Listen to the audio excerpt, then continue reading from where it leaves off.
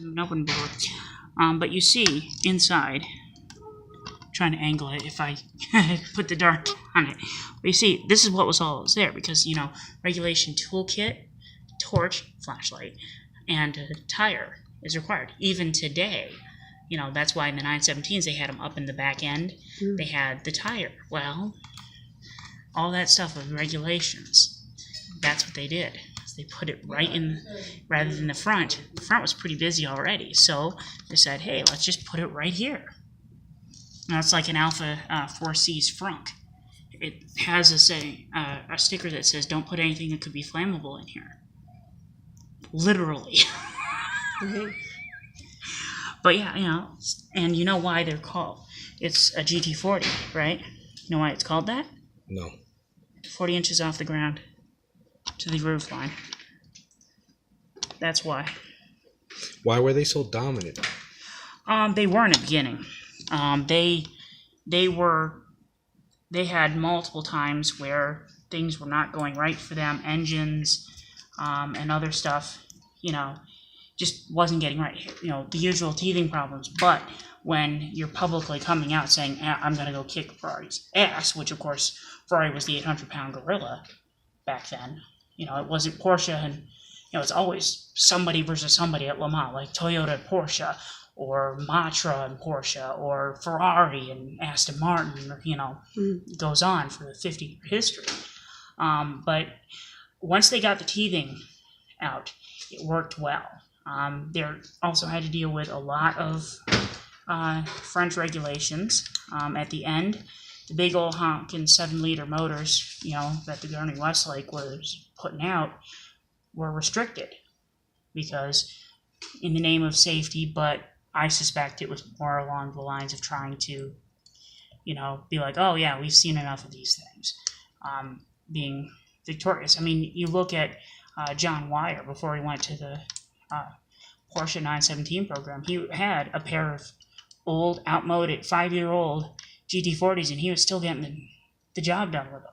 Hell, they won here in the 6 hours, and they won Sebring, they won Daytona. So, but once they got that engine, and they realized with the aerodynamics, because originally it was a little bit unstable. Unfortunately, that's what killed Walt Hanskin. The car got a little unstable down the Mulsanne Straight, and just, shredded. And that's why the Mark IV, the really swoopy one like AJ Foyt and Dan Gurney won with, they added all this in. It's like, oh, well, hey, let's see if this will work, cooling. Oh, we have cooling issues. Okay, we got to do this. Oh, one of our drivers doesn't fit.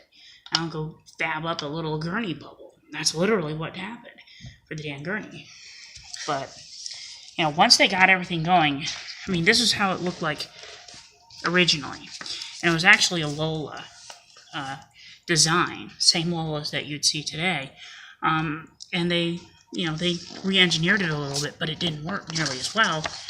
So, they grew chin spoilers, a little bit more air intakes here and there, lowered the center of gravity, played with the weight distribution, basically so it can turn and burn with anybody else. It's kind of like with the Corvette at Le Mans in the last 10, 20 years. The C5R program, like Pratt & Miller does.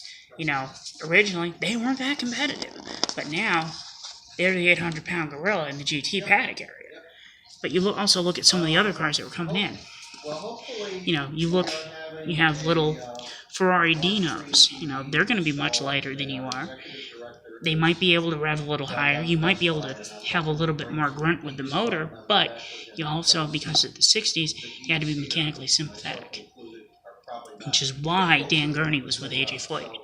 AJ Foyt was hard on cars, from what I understand, and they put Gurney in. It's like, he's mechanically sympathetic, so, when Gurney goes in, then you don't have to worry about, whether the car's going to break, because unlike today, it wasn't a flat-out 23-hour, 59-minute, 59-second sprint race.